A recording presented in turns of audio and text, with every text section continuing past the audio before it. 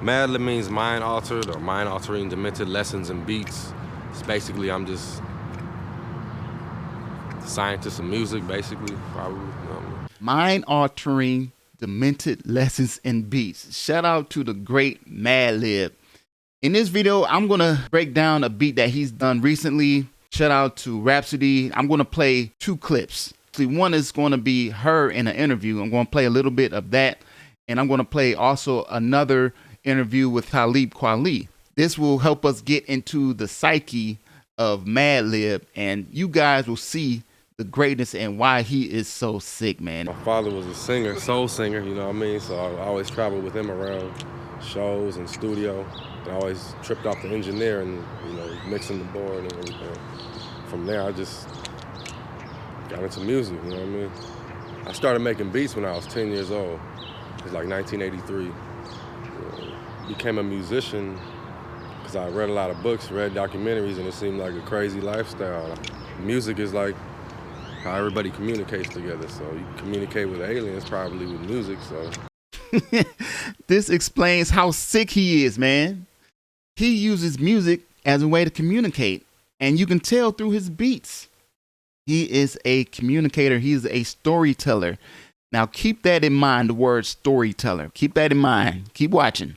And by the way, shout out your favorite Madlib. I'm not going to do Madlib beat because that would be too hard for me. Like me personally, I want you guys, if you are Madlib heads, shout out your favorite Madlib album. If it was a collaboration album, if it was one of his Quasimodo albums, just let me know. For me, it's easy. MF Doom, Matt Villani.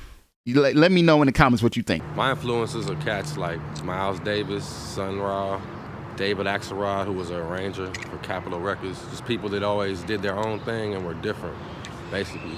That explains so much, man. The cats that he just mentioned were all really different. David Axelrod, he's been sampled by many folks, if you don't know about that. Sun Ra, he's out there. He thinks he's from planet Saturn. That should tell you enough right there. We talked about Miles Davis on the previous video. So yeah, man. All right, so in this next clip, he's going to be asked a question about equipment on the show from Talib Kweli, the People's Party. And the host is Talib Kweli and Jasmine. I forget her last name. But check this out, what he says. This might be a little controversial, but y'all watch. Actually, you've made almost everything over the past 7 or 8 years on iPad. When the equipment techniques are changing so quickly, what has helped you stay true to your vision? For me, it's not even the equipment. It's the music that you choose to, you know, basically, because I can make a beat on anything. I was just saying I use an iPad. I wasn't saying it to be like, oh, I use an iPad. I was saying don't make excuses. You know, these dudes make excuses for that. They don't have equipment. But you can use anything, your iPhone. So iPad is better than some of the stuff people spend thousands of dollars on. Right. I might get on people's toes right now, but again, this is 4 years ago from today's stream. This is before, obviously, the new MPC Live 3.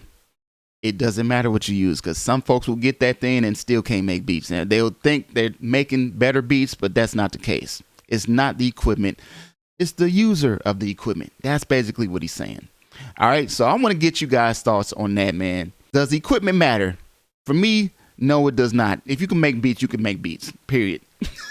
Now, some equipment can help you achieve something better. That's true, but it's not the end all be all. So don't get caught up on all the latest flashy tools. I've talked about this so many times, man. You know, you don't have to feel like, oh, since I don't have the MPC 3 Live, I'm not going to be able to make good beats. No. If you have a computer, you're good. So now I want to go over to Rapsody, and I want y'all to hear her talk about Madlib. Check this out. But he sent me a folder of 54 beats, and like every single one just had my head spinning. Like the way he makes music, like some of these are not even samples, it's just the musicality and the stories that he tells. Right there, she said the stories that he tells, the musicality. Some stuff is not even samples. Y'all know Madlib actually plays instruments. He's a musician, yes.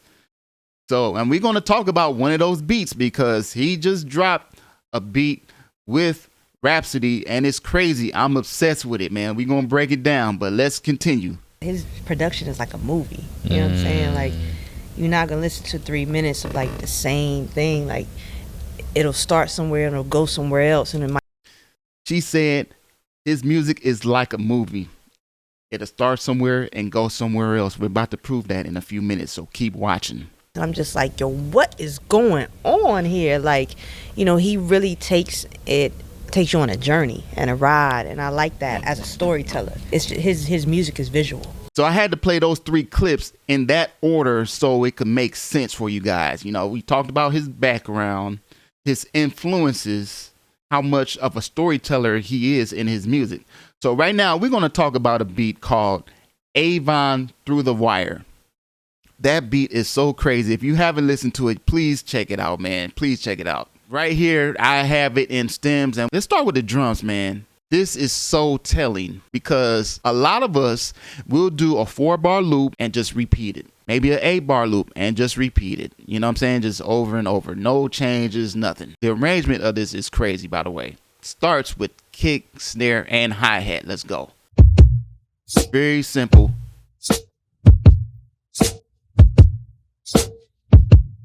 Notice how the hi-hat is coming right before the snare. It's like a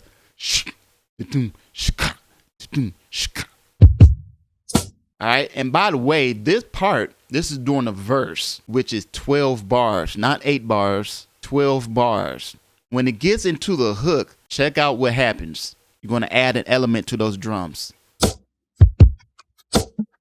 You hear that?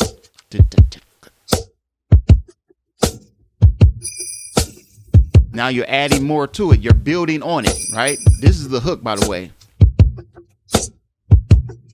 All right, so I wanted to point that out. When we get to the second verse, you have the kick going over the snare, kind of like house music. And this second verse is 11 bars. You hear that?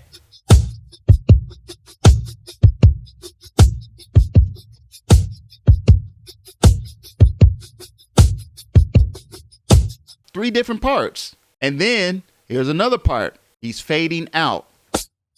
Listen to this, how it dies down.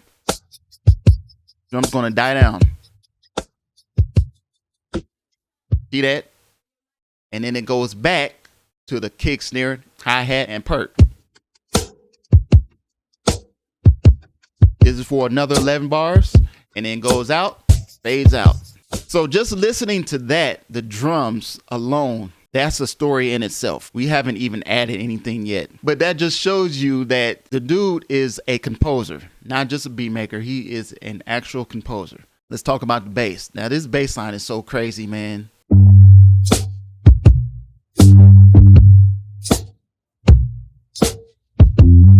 I love the space.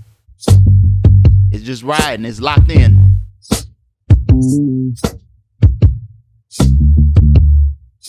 Check out the change.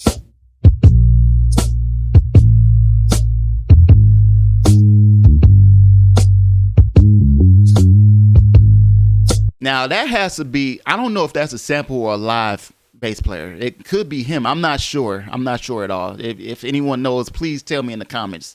But that's crazy, right? Moving on to the next section. Here's the bass. This is during the hook. It's just riding out. It almost has kind of like a neo soul type of feel.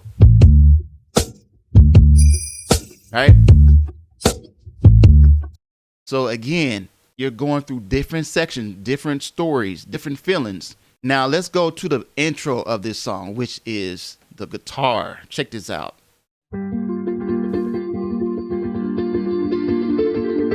It's just 2 chords. This is, you know, setting off the whole beat before anything else.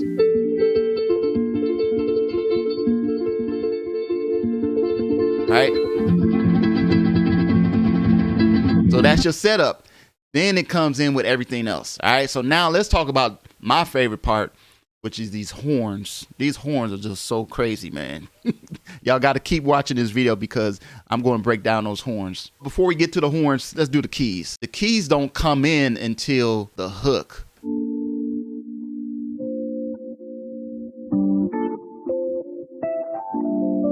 sounds kind of like a guitar in there as well. That's what this stem did.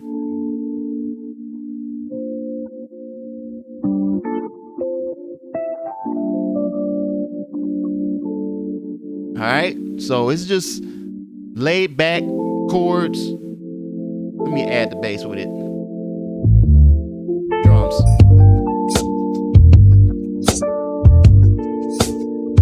Hey.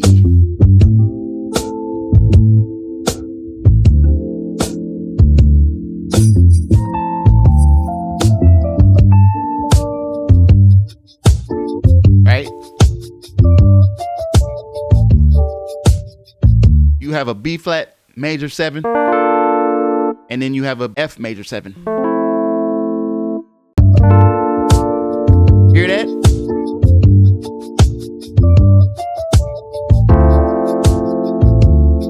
Let's go over to the horns. This made me start looking up how to arrange orchestras. It was mind altering, man. I'm telling you, and it's in his name again. Mind altering lessons in beats, man. Just listening to this beat made me want to start studying orchestras more. Same chords.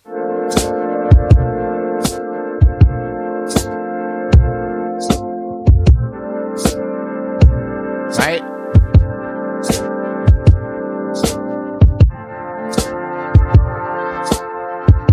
B flat major 7, F major 7.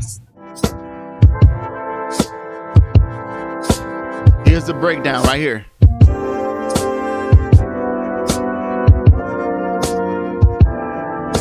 The change up is just cosmic, man. I don't know what word to use.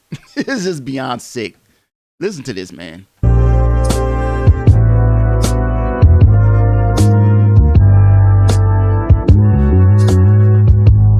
I'm gonna be honest. When I heard that, I played that part at least 20 times straight without doing anything else. 20, 25 times. I could not stop listening to it. I was like, man, this chord progression is insane. I transcribed it, guys. That's how obsessed I became with that part.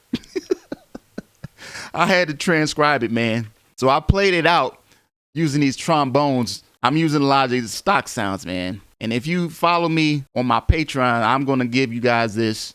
These chords are ridiculous. Like I said, B flat major 7, F major 7. Right? When you get down to that change up, man, I just had to play it out, man. I just had to listen to it over and over and over again until I got it, man. And I found it. These are the chords.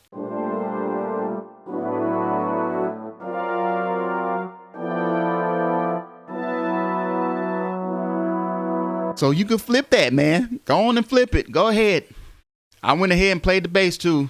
I think I used Modal Bass. It's my favorite bass plugin. Modal Bass 2 is not sponsored. I'm just showing what I'm using. It sounds like this.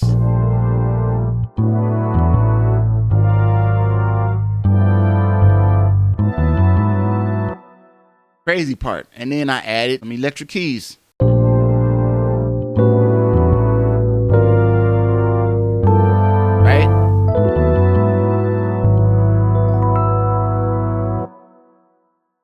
So there you have it, man. This is why this beat is genius. This beat is absolutely genius to me. Without a doubt, man. So what I did for you guys is I bounced these 3 tracks into a WAV file. That's this right here. So now you can flip it. So this is basically the verse. And it's so simple, you know, smooth, in the pocket, something to ride to. Very flippable.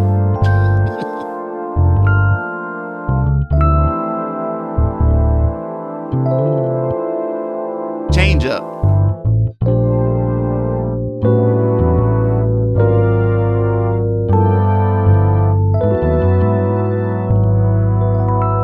There you go. So what I did was I took that sample and dragged it in a quick sampler, chopped it up. Let's go. Right? Boom. Simple. We can drop the key down, do our thing to it, add some drums. And again, I will have this in a link, which will go to my Patreon if you want to pick up that chop replayed by yours truly. And you can do something like this.